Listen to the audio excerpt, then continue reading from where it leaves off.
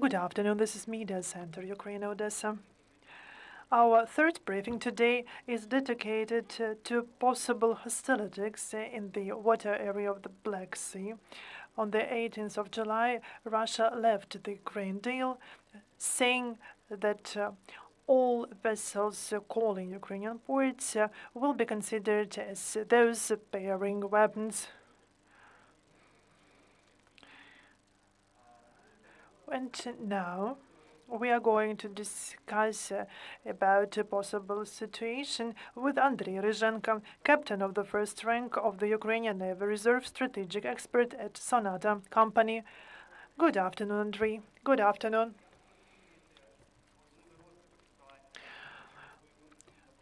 What developments of the situation do you expect in the Black Sea? Should we expect some sea battles or what?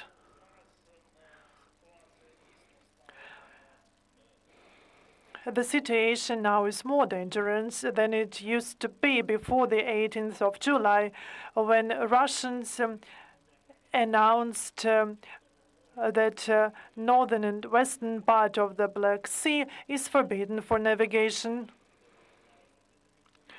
And all the vessels in this area are automatically considered by Russian as those supporting Ukraine in hostilities. But the status of Russian actions against Ukraine is rather unclear because they name it as the special military operation. In practice, this means that they threaten to use weapons against the vessels in the mentioned area.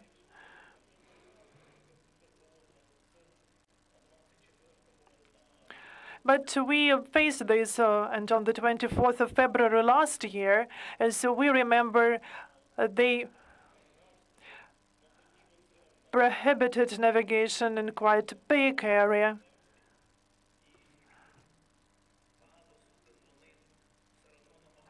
And a lot of vessels tried to call or leave our ports, and we remember there were attempted attacks on these vessels by missiles, aviation, artillery, and some vessels were damaged or destroyed. For example, Helta under Estonian flag 14 miles from the Odesa port was destroyed.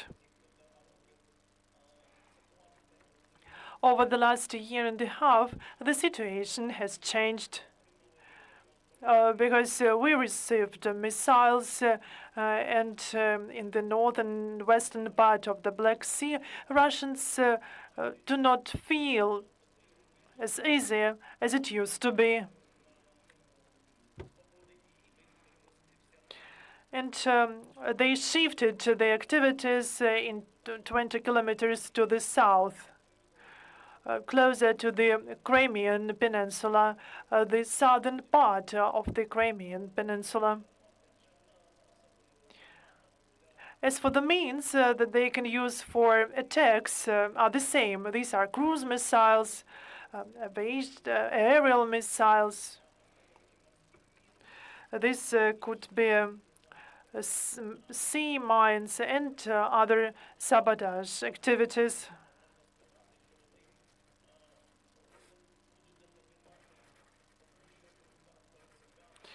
And they will try not to cross the line where they can be reached by our missiles. And just some time ago, there were drills of Russian in the northern part of the Black Sea when the boat called Ivanovets just attacked the marine target.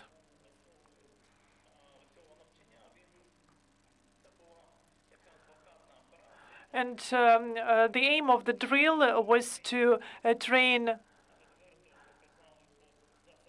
blockage, and it was also widely covered by mass media. And I can say that there is a threat to navigation, And if and the Russian Federation can use weapons along the whole route from Bosphorus and closer to Ukrainian ports in the Black Sea. This is possible. There is now informed by mass media that 3 vessels under different flags just entered this prohibited area, calling the Danube ports of Ukraine under Israeli, Greek, and Turkish, if I'm not mistaken, flags. And Mr. Klimenko is quite skeptical about the information saying that there are other vessels crossing that line. And this is not like a blockage, because they tried to block the Black Sea ports, the ports of big Odesa. And what do you think about this information about vessels calling Danube ports? Is there a real blockade, and does it show that Russia does not want to attack anyone there, but just to create one more red line not to cross? And but this is not kind of a virtual red line. This is a real one, and we should be very careful about the danger. The fact that 3 vessels were able to call the new ports is quite a good sign, but perhaps they just used the unusual route. And that was not expected. They used territorial waters of Turkey, Bulgaria, and Romania.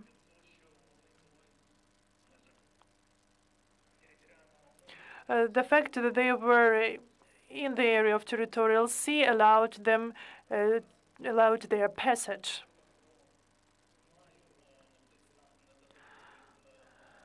Now, not far from Zmyny Island, there are several more vessels waiting and following the same route as those vessels who have called the new ports. Ship owners use like new routes using territorial waters of Ukraine closer to the coastline. But I think that Russia will take hidden action. They will look for the possibility of provocation on the way of passage of those vessels to prevent their calling. And they have means for that. When it comes to the route which is used now, Russians could use sea mines, and they can also use USVs. So Russia could have an operation under the third country flag using mines like drifting mines or USVs, saying that they are owned by Ukrainian party. Thanks God that those 3 vessels were successful, but the danger is still there, that Russia has some forces near Bosphorus and to the north from it. They are monitoring the situation, and I think that they can take measures to pose clandestine danger to vessels and also the coastline countries nearby. You mentioned USVs, and I remember that today there was information in mass media that Ukrainian unmanned boats attacked patrol boats of the Russian Federation. How successful can Ukraine be using these unmanned boats, USVs, taking into consideration the experience, for example, of attack on the Kerch Bridge and today's morning attack on the patrolling boats? Could Ukraine using USVs to repel the Russian fleet from the line where they can still affect commercial navigation? I cannot say about any repel, but such USVs can endanger Russian ships or boats. Recently, CNN has shown a USV like Maxim, and they can destroy such ship as Maxim Bykov with explosive, and frigate of Admiral Series Admiral Isin or Admiral Makarov. But the problem is that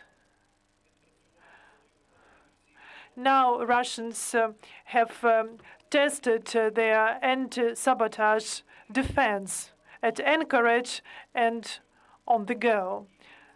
They monitor the situation, they counteract such small targets. At attack, at surveillance vehicles, they have destroyed several drones. And we do not know the results of today's attack at night. So according to their sources, they managed to destroy something. And they have significantly increased their capacity to counteract USVs.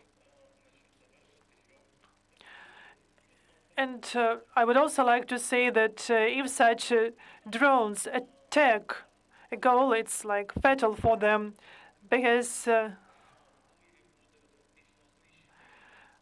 the boat is just destroyed or heavily damaged.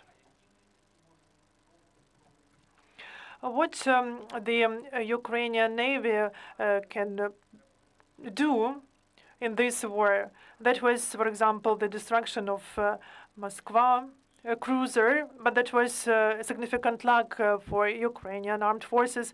And now Russian boats just afraid to come closer, as it was in spring last year. What Ukrainian Navy can do?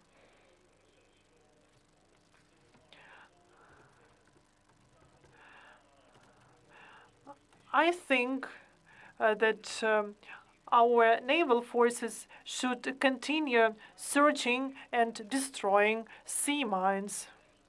And it also covers the area of the Danube, because the threat is real, it is there, and Russians can just activate it. And it can be the main for navigation. We also have rocket systems, but they cover mainly the northern and western part, up to 200 kilometers. They should constantly monitor the situation to keep Russians in tension for them to avoid that area.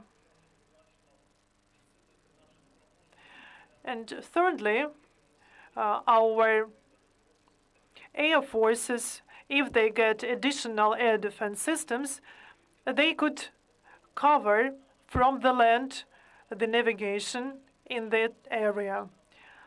And I've heard that USA will handle us for NASAM systems, who could cover at least the territorial sea and navigation there. On the territory of Ukraine and into the water area of Ukraine. Of course, F-16, they are discussed a lot, and this is the prospect for the future. And I think that this is a long-term perspective, so we should wait for several more months. And of course, they could significantly affect the general safety situation in the Black Sea. They can be used in air defense activities, and they also used to launch harpoon rockets to attack on the enemy's ships who attack our ports and the vessels trying to call our ports. And the development of the surface fleet. Because what we have, we cannot project the force of the missile attack.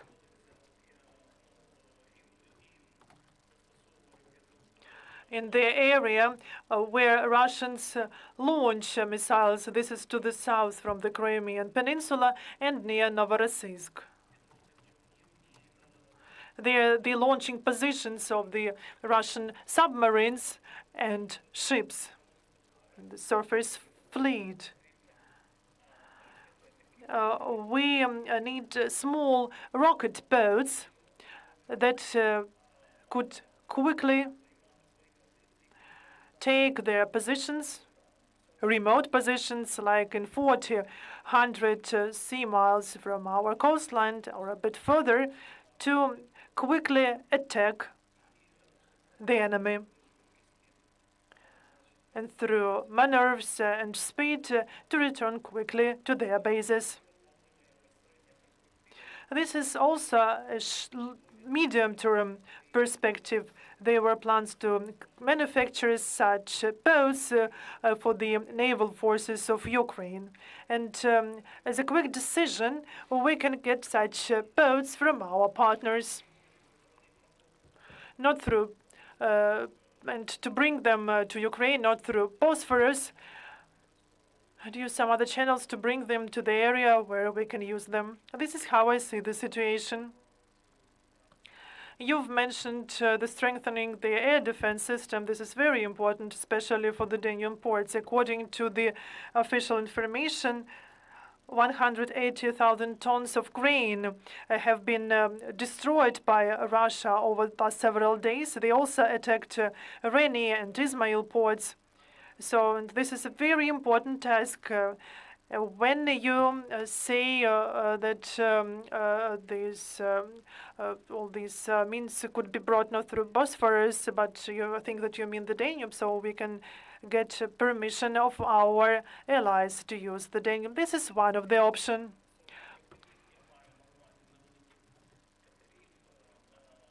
There is one more option for small boats. Now, we should think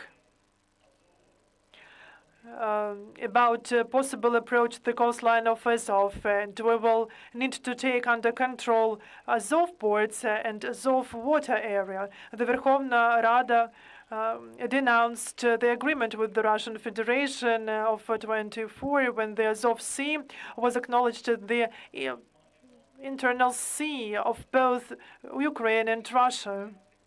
So we should develop a strategy to protect the territorial waters in the Azov Sea. And without surface fleet, it is next to impossible. Taking into consideration the current condition,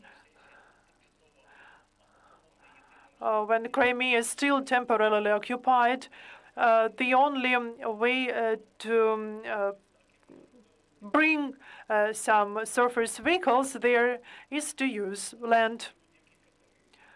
We can bring there different types of boats up to 100 tons, but modern technologies allow to use modern powerful weapons on such small boats, including anti-ship missiles or rockets. This could be both unmanned and manned boats.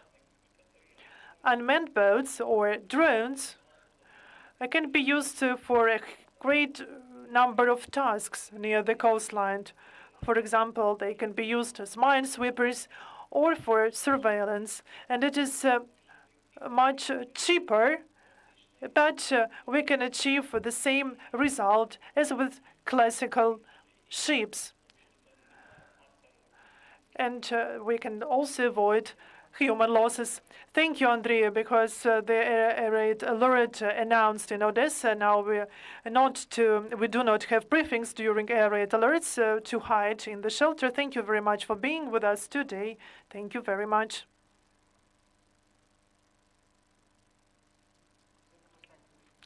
That was the last briefing in our media center, Ukraine, Odessa, for today. There is an air raid alert. That's why we should stop here, and we'll see you tomorrow. Stay tuned.